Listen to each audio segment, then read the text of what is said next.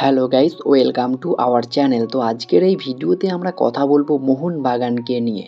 তো মোহনবাগান কিন্তু দুর্দান্তভাবে আগুন ঝরানো পারফরমেন্স করলো মোহামেডানের এগেনস্টে। পুরো 5 স্টার পারফরমেন্স, পিছিয়ে থেকেও 5-1 গোলে জিতলো। তো সেই ম্যাচটা নিয়ে কথা বলবো।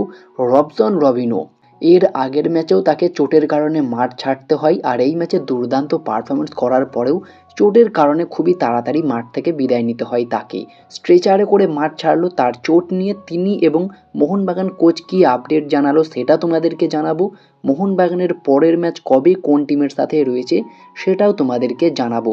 তো ভিডিওটা ইন্টারেস্টিং হবে, শেষ পর্যন্ত দেখতে থাকো। আর আমাদের এই চ্যানেলে যারা প্রথমবার এসেছো তারা অবশ্যই সাবস্ক্রাইব করে পাশের বেল আইকনটিতে অল প্রেস করে দিও। তো চলো শুরু করা যাক। তো প্রথমেই আমরা কথা বলে নেব মোহামেডান এসসি এবং মোহনবাগান ম্যাচটা নিয়ে। তো গতকালকে মোহনবাগান খেলতে নামে মোহামেডান এসসির এগেনস্টে। আর যেমনটা আমরা ভাবছিলাম যে মোহনবাগান কিন্তু এই ম্যাচটা গোল ডিফারেন্সটা বাড়ানোর জন্যই খেলবে, এই জন্যই কিন্তু খুবই গুরুত্বপূর্ণ তাদের কাছে এই ম্যাচটা। তবে সেখানে প্রথমেই গোল কনসিড করতে হয় মোহনবাগানকে মোহামেডান এসসির থেকে। মোহামেডান এসসির একটা দুর্দান্ত গোল আমরা 12 মিনিটে দেখতে পাই, যে গোলটা করে লালথান কিমা। 12 মিনিটেই কিন্তু লিড পেয়ে যায়। তবে আশাবাদী ছিলাম যে মোহনবাগান খুব দ্রুত কামব্যাক করবে। রবসন রবিনো বাঁ দিক থেকে কন্টিনিউয়াসলি আক্রমণ করে যাচ্ছিল। প্রথমেই তো একটা দুর্দান্ত শট করে যেটা বার পোস্টে লেগে ফিরে যায়, তো সেখানেই কিন্তু গোল পেয়ে যেতে পারতো রবসন। তো সেক্ষেত্রে গোল না পেলেও 22 মিনিটের মাথায় জেসন কামিংসের একটা ব্যাকহিল থেকে অসাধারণ একটা শট করে রবসন রবিনো। 22 মিনিটের মাথায় কিন্তু ইকোলাইজার গোলটা করে মোহনবাগানের হয়ে রবসন রবিনো। ঠিক তার 5 মিনিটের মধ্যেই 27 মিনিটের মাথায় রবসন রবিনোর আর একটা খুবই অসাধারণ শট একটু বাইরে দিয়ে সুইং করে কিন্তু বলটা জালে জড়িয়ে যায় এবং 2-1 গোলে ম্যাচটা এগিয়ে যায় মোহনবাগান সুপার জায়ান্ট।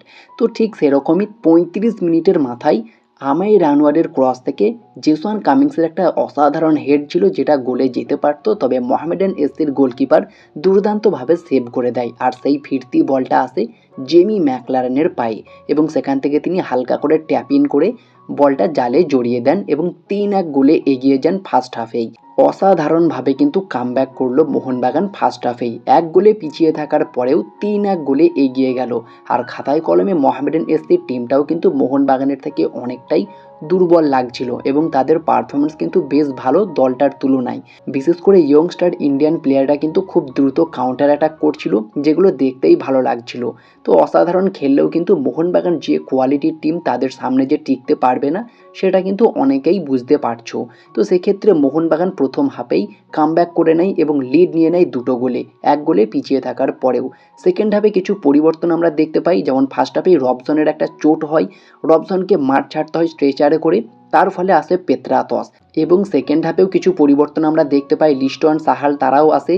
তবে অসাধারণভাবে 62 মিনিটের মাথায় মনবীর সিং, যিনি গতকালকের ম্যাচে স্টার্ট করে লিস্টনের জায়গায় রাইট উইঙ্গার পজিশনে। আর রাইট উইঙ্গার পজিশনে লিস্টনের থেকে মনবীরকেই অনেকটা বেটার লাগলো, বেশ ভালো খেললো এবং 62 মিনিটের মাথায় একটা অসাধারণ হেডে গোলও করলো এবং ম্যাচটা 4-1 নিয়ে গেল। এবং শেষমেশ 70 মিনিটের মাথায় দিমিত্রি পেত্রাতস, সেই পুরনো জাদু আমরা দেখতে পারলাম।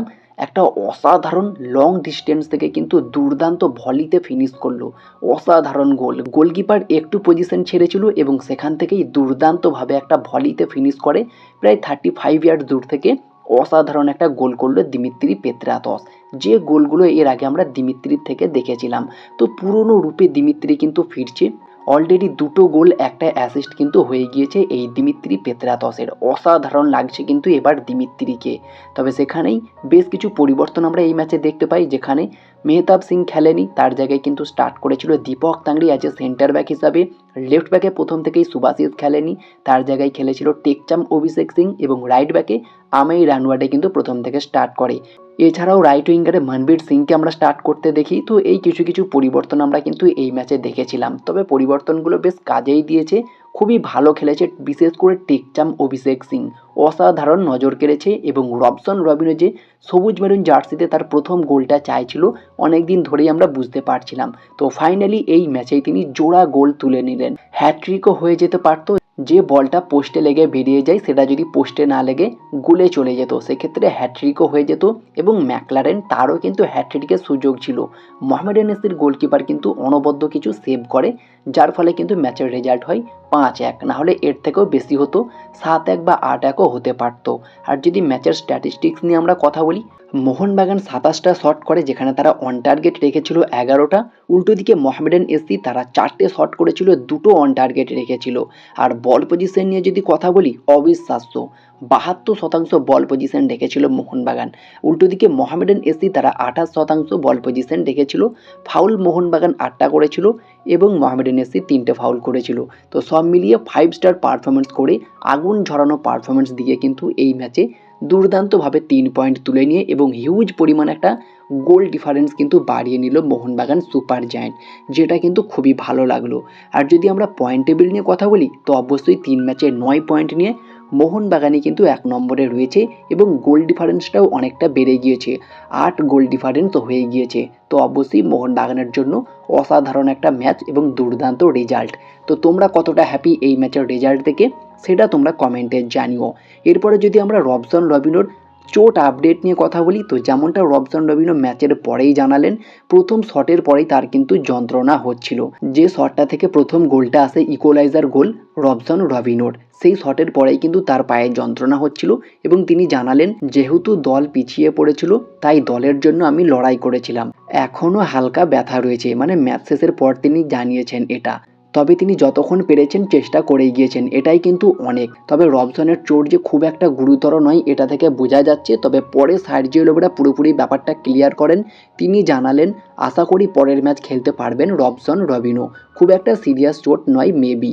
তো আশা করবো যেন চোটটা খুব একটা সিরিয়াস না হয় আর রবসনকে এই ছন্দেই যেন পরের ম্যাচেও আমরা খেলতে দেখতে পাই। এরপরে যদি আমরা কথা বলি মোহনবাগানের পরের ম্যাচ কবে কোন টিমের সাথে রয়েছে, তো মোহনবাগানের পরের ম্যাচ রয়েছে ওড়িশা এফসির সঙ্গে। আর এটা কিন্তু এই মরশুমের প্রথম অ্যাওয়ে ম্যাচ মোহনবাগানের। আর এই ম্যাচটি হতে চলেছে 6ই মার্চ শুক্রবার বিকেল 5টা থেকে ওড়িশা এফসির হোম গ্রাউন্ড কলিঙ্গ স্টেডিয়াম ভুবনেশ্বরে। তো মোহনবাগান কিন্তু এই মরশুমের প্রথম অ্যাওয়ে ম্যাচ খেলবে ওড়িশা এফসির এগেনস্টে 6ই মার্চ শুক্রবার বিকেল 5টা থেকে।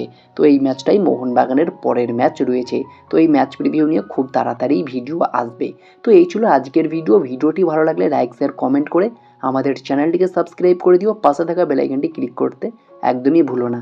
তো দেখা হচ্ছে নেক্সট কোনো ভিডিওতে। Bye bye, have a good day.